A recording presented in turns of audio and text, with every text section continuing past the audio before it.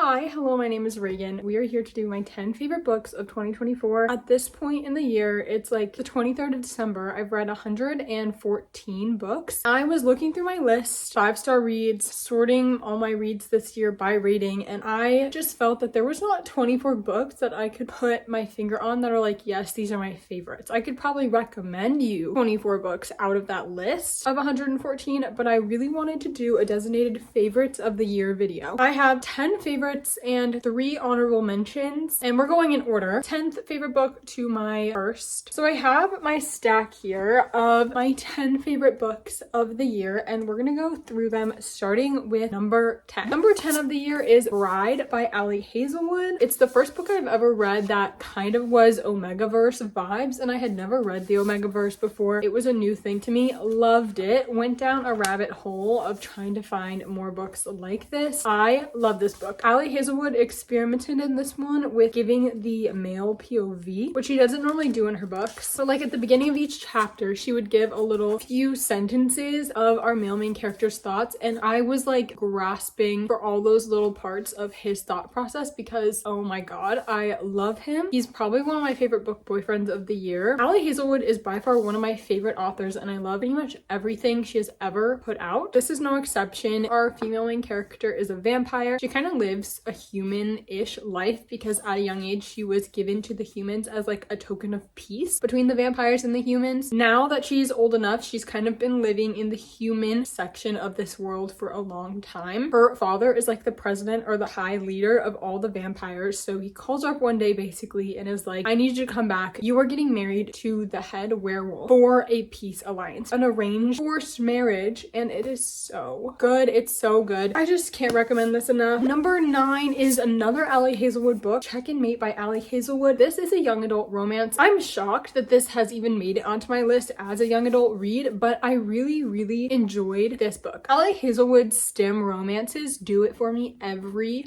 single time. This is the most like one of her STEM romances that she has released this year, so I think that's why it was one of my favorites. I sat down and read this in one sitting. While it was a young adult book, I felt that our characters were deep. They weren't lacking in character traits just because they were children. They were like on the upper side of young adult, like around 18. The yearning in this. Have you seen those TikToks that are like bring back yearning? This book is bringing back yearning. Our main character, her family life is kind of not the best. They're struggling for money, and she's very heavily taking care of her younger siblings. As a kid, she was like really big into chess with her dad, and she would play in tournaments and she was really good and all this stuff, but because of their financial situation and everything going on, she kind of quit chess. One day she finds herself at like a chess tournament. She sits down and beats the chess prodigy, in like the best one in the world. From then on, she's like famous in the chess world. People want her to pick her up like as a part of their team. Basically, she's just thrust back into the chess world, and obviously our male main character is the chess prodigy that she beat. It's a romance between them, and it was so good. Number 8 is something I recently read, Lights Out by Navessa Allen. This is a dark rom-com. I have found a new love for this genre of book. If you have any recommendations, please give them below because I don't know anything else in this kind of category. I will be reading anything else that Navessa Allen releases. I know the second book in this series is coming out this year. This book is a stalker romance, so go and read the trigger warnings for real. Our female main character is a trauma nurse. She's dating around kind of, and the guy she's currently dating or hooking up with kind of breaks things off with her when she sends this masked man TikTok to him and is like, let's try this. And he's like,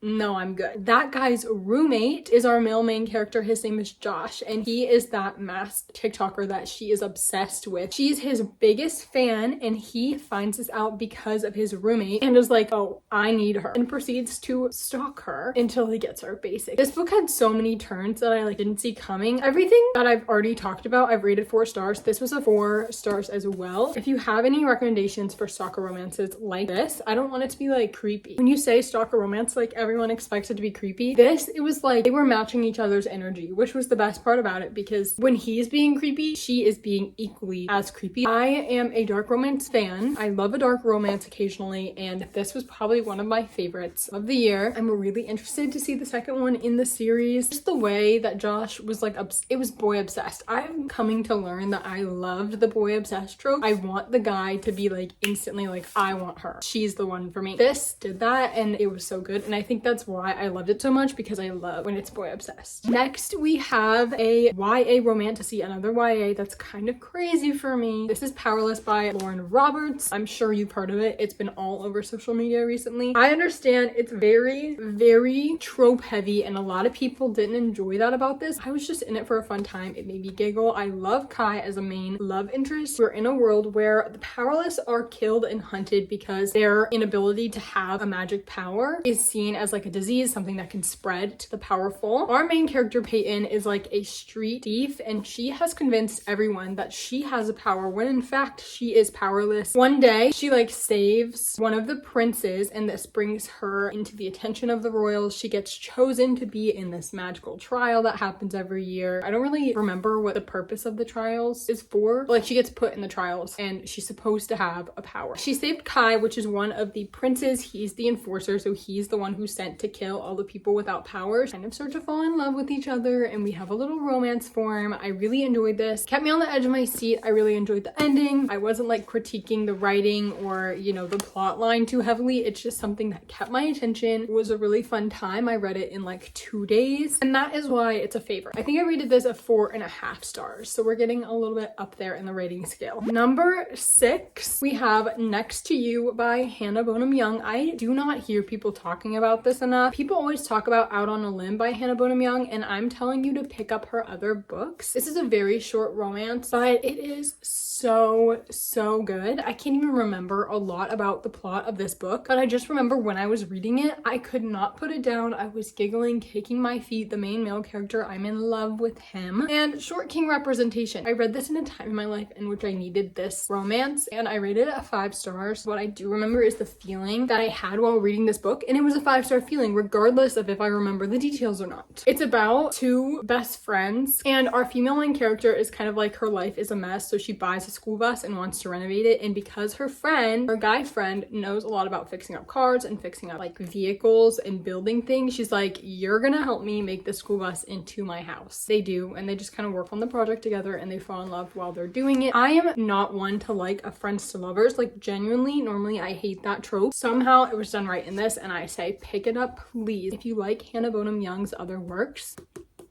I recommend this one. We are on to number 5. Halfway through the list, we have The Right Move by Liz Tom Forty. Everyone and their mother talks about this book, so I won't spend a lot of time on this. This is the second book in an interconnected standalone series about sports. It's a sports romance series. But our main character in this is Ryan, the guy main character, and he plays professional basketball. And our female main character is the best friend of the FMC from the first book. Our main male character is the FMC from the first book's brother. Lots of things. So it's like best friend's brother trope. He was such a good love interest, in the way that he loved female main character was just beautiful, and I think that's why a lot of people like this book. He pays attention to the little things about her. Acts of service, love language. No, that's not my love language, but I love seeing it represented in books because it's just adorable. Like when people pay attention to you, is that like a very low standard? Yes, but when people pay attention to the things you say and remember them and like implement helping you with them in your day-to-day life, that is so sweet. Number 4, Wild Love by Elsie Silver. This was one of my 5-star reads of the year, by the way. Everything from now on is going to be pretty much a 5-star read. This is the first book in the Rose Hill Ranch series, Elsie Silver's new series. I love Elsie Silver. She is one of my favorite authors for sure. She writes a lot of small town cowboy romances, and this is one of those. Well, I guess our main male character is not a cowboy. He lives on a ranch, and he owns a recording studio for like artists and stuff to record music. And our main female character is going through a lot, and she basically runs away and goes to this recording studio, and she's like, we're gonna record an album for me, for myself. I'm not gonna do anything based on the expectations of others. Like, this is all me. And Ford's like, yes. It's also a single dad romance because Ford ends up finding out that he has a long lost daughter. We have to deal with like that whole plot in the book, but I just thought it was so good. I just had that 5-star feeling. I love a single dad romance. I love how Ford treated Rosie, and can't even put my finger on why I love this so much. It just got to me. Ice Planet Barbarians by Ruby Dixon. This is not the Ice Planet Barbarians Barbarians book. I am actually loaning that out to someone. Number 3 on my list is kind of like a series. I love this series. I read the first one this year, and I also read all of the other ones that are out this year. I devoured these. If you think that this is something you would like, absolutely pick it up. I promise, if you're drawn to it in any way, yes, it is for you. The first book is Ice Planet Barbarians, and that is the one that I put on this list as my number 3 favorite. I think I rated it a 4 stars, but honestly, it's gotta be a 5 now. Like, I think it's increased in rating because I think I was just embarrassed to rate it a 5, but I don't even care anymore. Like, it is probably one of my favorite series of all time, and I can't even explain to you how much the series means to me, and that is kind of ridiculous, but I don't even care. The series follows a group of girls who's been abducted from Earth and taken into space by aliens. They crash land on this icy planet, and the bad aliens kind of like all die, and the girls are like, well, we're on this ice planet, we need to survive, we need to go see if there's any food, find out if there's any intelligent life. Our main girl character from the first book goes out exploring, and she finds Vectel, our first barbarian of the series. They end up having a mating bond. Georgie and Vectel fall for each other, and it's this whole thing, and then each book follows a different couple, like a different girl and a different barbarian. And this series is, when I say like 20 books long, but these special edition covers are getting published every so often incrementally, so I'm only allowed to read what is out in these physical special edition covers, or else I would not stop binging the series until I got to book 22. So I've given myself that limit, so we're up to like book number 9 or something. It's coming out in 2025, and I cannot wait. I think it's one per year. Please, Ruby Dixon, if you want to release more than one a year, I will be there. I will be there for every release, I promise. Educated by Tara Westover, number 2 on my list. This was a reread for this year. I had to read it for a class, and it just kind of reiterated how much I love this book. It's one of my 5-star reads. It's a memoir about Tara Westover, obviously. She grew up in a very conservative, very like survivalist family, and it kind of just follows her life and how she was never put in the public school system, never taught how to read, never taught how to write, do math, like all this stuff, and it teaches you kind of the value of education as an adult. She's obviously written a memoir, and she has multiple degrees, how some people don't have it, and how that really impacts someone's life at a young age in their development. Kind of gives like cult vibes a little bit, something I'm always interested in. I love reading about like cults, intense religious ideology, I guess. Also had like a good lesson and a like line throughout of a lesson of education and the importance of it. So last book and my number 1 top read of the year, drumroll please,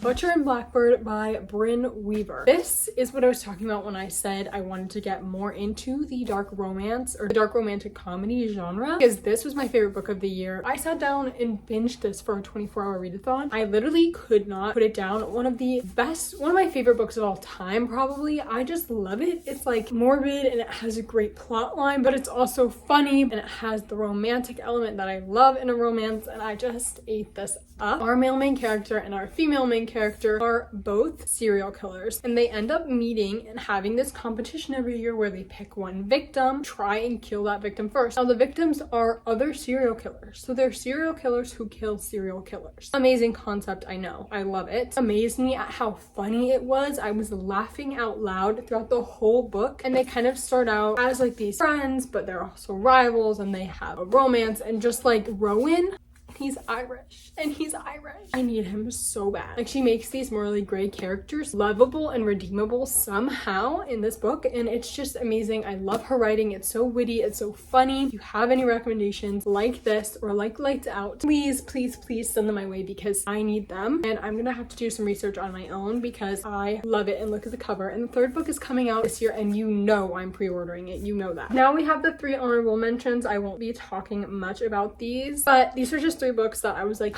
I wish I could put them on this list. They're not in my top 10. My first honorable mention is House of Flame and Shadow by Sarah J. Maas. It's the 3rd book in the Crescent City series. Number 1, I felt so accomplished when I finished getting through this. I just felt so proud of myself, but also I really love this book. I had such a great time reading it, and I rarely was ever like, oh, this book is so long, I just need it to be over. I never did that, which is crazy for like a 900-ish page book. This one was definitely my favorite in the series somehow. Another dark romance, which was Scarred by Emily McIntyre. I read pretty much the entire Never After series. This one was my favorite. It's like a Mufasa, Simba, what's that story called? The Lion King. It was like a dark reimagining of The Lion King. Prince Tristan Fossa is our main male character and Sarah is our main female character. She is like destined to marry Tristan's brother. Obviously, she wants Tristan, and it's kind of like just this crazy, I was on the edge of my seat the whole time. The plot's crazy, but also the romance is crazy. Oh my god, what the hell is happening kind of vibe. Had a great time with it. I would recommend the series if you are interested in like dark fairy tale reimaginings. Last book I have to talk about is All In by Jennifer Lynn Barnes. This is the third book in the Natural series. I read 3 out of the 4 books in the Natural series this year. I picked this one because I think it was just my favorite of the series. This is kind of when like the cult aspect gets thrown in there, and I told you earlier, I love a good cult in a book. Like a bunch of teens in the FBI solving cases. This is when the series gets a little darker. I just love the series. It kept me on the edge of my seat. We have gone through every single book that I have named a favorite of this year, and we are done filming this video. It has taken me 45 minutes. But thank you so much for watching. Again, my name is Reagan. I post book content. I have quite a few more videos coming out in the month of December, and I'm so excited for you to stick along for the journey if you like. Thank you so much for watching. I love you all, and I'll hopefully see you in another video.